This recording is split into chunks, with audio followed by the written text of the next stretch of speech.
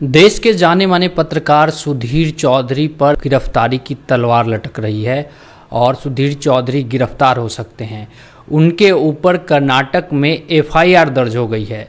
तो इस वीडियो में मैं आपको पूरी डिटेल बताने जा रहा हूं कि आखिर सुधीर चौधरी को क्यों गिरफ्तारी का डर सता रहा है, या फिर उनके ऊपर कर्नाटक में जो कांग्रेस की सरकार है वहाँ के जो मंत्री हैं प्रियांक खरगे, जिन्होंने कार्रवाई करने की चेतावनी दी थी, उसके बाद से एफआईआर दर्ज हो गई है। तो उससे पहले इस वीडियो को आप लोग लाइक ज़रूर कीजिएगा, इससे मुझे काफ़ी मदद मिलती है।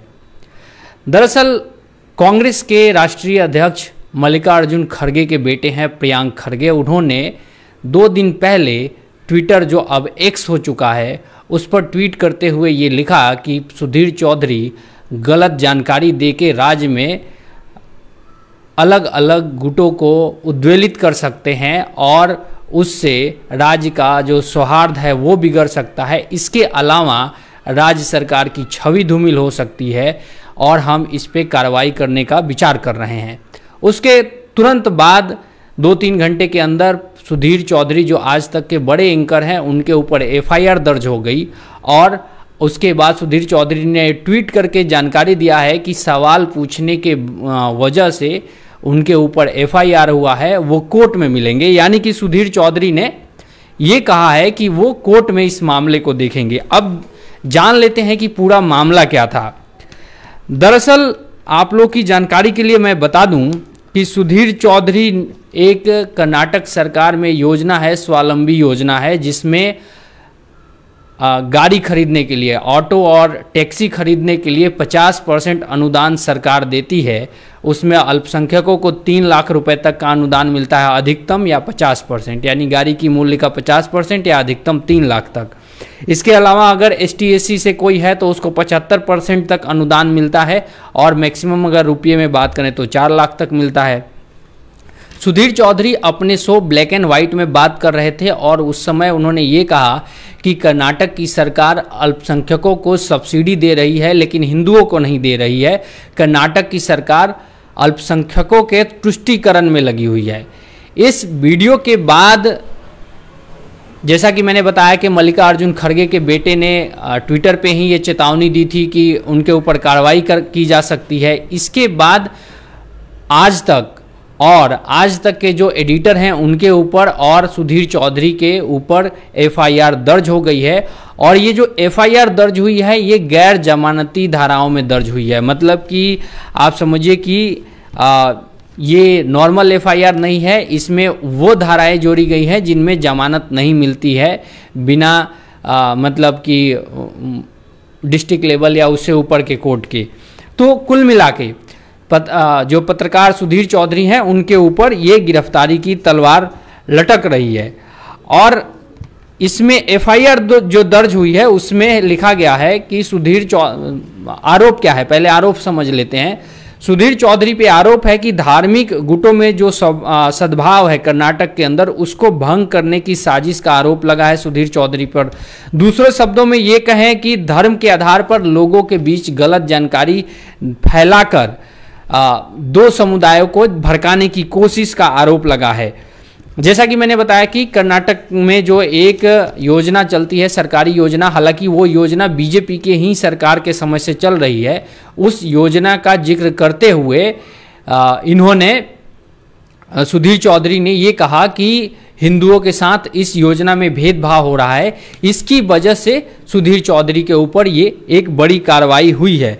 सुधीर चौधरी ने दावा किया था कि कर्नाटक की सरकार में एक ऐसी योजना चल रही है जिसका लाभ केवल अल्पसंख्यकों को ही मिलता है और सरकार अल्पसंख्यकों की तुष्टीकरण में लगी हुई है। इसके साथ ही सुधीर चौधरी ने यह भी दावा किया कि इस योजना में हिंदुओं के साथ अन्याय हो रहा है और जिस भी व्यक्ति ने शिकायत दर्ज करवाई है उसने ये आरोप लगाया है कि इससे राज्य में अशांति फैलाने या दंगे भड़काने की साजिश की एक तरीके से कहें कि बू आती है या फिर ऐसा अंदेशा लगता है। तो सुधीर चौधरी के पक्ष में वैसे तो बहुत सारे लोग आ गए हैं, विपक्ष में भी हैं, विपक्ष के लोग यानी कि जो खास तौर पे जो मोदी सरकार के खिलाफ के जो भी पार्टियां हैं, उन्होंने सुधीर चौधरी को ये कहा है कि वो जानबूझ के ऐसा कर रहे थे। जबकि कुछ पत्रकार जो सरकार की तारीफ करते हैं वो कह रहे हैं कि ये प्रेस फ्रीडम पे हमला है। और वैसे भी अगर बात करें तो कांग्रेस लगातार प्रेस की आज़ादी पे बात करती रही है।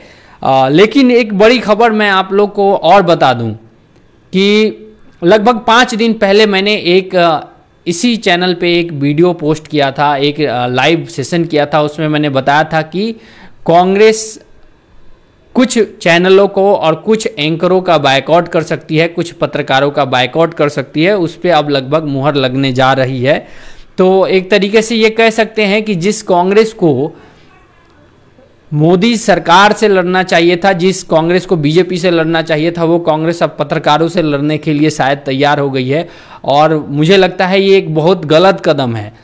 अगर कांग्रेस किसी भी पत्रकार या फिर किसी भी चैनल का बायकॉट करती है तो उससे नुकसान कांग्रेस को ही होगा। अगर कांग्रेस के जो ये रणनीति बनाने वाले लोग हैं उससे वो उनको कुछ हासिल नहीं होगा, उसका सीधा नुकसान कांग्रेस को ही होगा। अगर कोई चाहे तो मैं उस पर बात कर सकता हूं पूरी डिटेल में कि कैसे नुकसान हो सकता है कांग्रेस को इस मूव से। लेकिन ये 100% जो है, ये 5 दिन पहले ही मैंने ये खबर बता दी थी। बहुत सारे लोग, बहुत सारे दोस्त हमारे इस सोशल मीडिया पे कहते हैं कि मैं जो बात करता हूं वो ज़्यादातर संभावनाओं पे बात करता हूं। तो जो विश्लेषण होता है वो संभावनाओं पर ही होता है। मतलब जो हो गया है उस पर आप क्या विश्लेषण कीजिएगा या उसकी जानकारी क्या दीजिएगा। राजनीति में जो संभावनाएं होती हैं उन्हीं पे बात किया जाता है। आप लोग इस वीडियो को लाइक भी जरूर कीजिएगा। अमित कुशवाहा जी लिख रहे हैं गुड न्यूज़, यानी पत्रकार सुधीर चौधरी के ऊपर जो FIR दर्ज हुई है उसको वो लोग गुड न्यूज़ बोल रहे हैं। वैसे ये पत्रकारों पे नकेल कसने का जो कहें कि ट्रेंड काफ़ी पुराना रहा है। अगर आप बहुत पहले जाइएगा तो इमरजेंसी के टाइम पत्रकारों के ऊपर नकेल कसा गया, फिर उसके बाद बीच बीच में पत्रकारों के ऊपर मुकदमे होते रहे। यूपी सरकार में आपको याद होगा 2-3 पत्रकारों के ऊपर NSA भी लगा था। ठीक है, उससे आगे बढ़ते हुए तमिलनाडु सरकार ने मनीष कश्यप पे FIR किया था और NSA तक जोड़ा था। जबकि अगर कोई फेक वीडियो शेयर करता है तो उसमें बहुत मामूली धाराएं होती हैं। और अगर हम बात करें मनीष कश्यप के ऊपर, तो मनीष कश्यप के ऊपर जिस सरकार ने FIR किया उसके मंत्री ने सनातन को खत्म करने की बात कही थी, चाहे संदर्भ जो भी रहा हो। संदर्भ अगर उनका ये भी रहा हो कि वो सनातन की सामाजिक बुराइयों को खत्म करना चाहते हैं, लेकिन उन्होंने तो ये कभी जिक्र नहीं किया। उन्होंने सीधा ये कहा था सनातन को खत्म करना चाहते हैं, सनातन की बुराइयों को खत्म करने का जिक्र वहाँ पे उन्होंने नहीं किया था।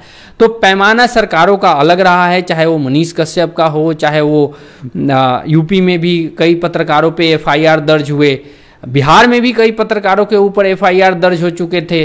अभी जो ये तमिलनाडु वाला जो कांड हुआ था उसके आसपास में। इसके अलावा आप लोग देखिएगा, मैंने यूपी में जैसे बताया एक कप्पन सिद्दीकी के ऊपर हुआ था FIR दर्ज, उस पर NSA भी लगा था। तो ये जो सरकारें हैं वो इतना डरपोक किस्म की होती हैं कि वो किसी पत्रकार के रिपोर्ट से हिल जाती हैं। उनको ये लगता है कि ये पत्रकार हमारी पूरे एजेंडे को खराब कर देगा। और इसमें कोई एक सरकार दोषी नहीं है। आप लोग देख सकते हैं यूपी में बीजेपी की सरकार है, कर्नाटक में कांग्रेस की सरकार है, तमिलनाडु में जाइएगा तो आप वहाँ पे DMK की सरकार है। तो इसमें कोई कम नहीं है। कोई भारत की कोई भी एक पार्टी ऐसी नहीं है जो कह दे खुद को कि हम फ्री प्रेस के चैंपियन हैं।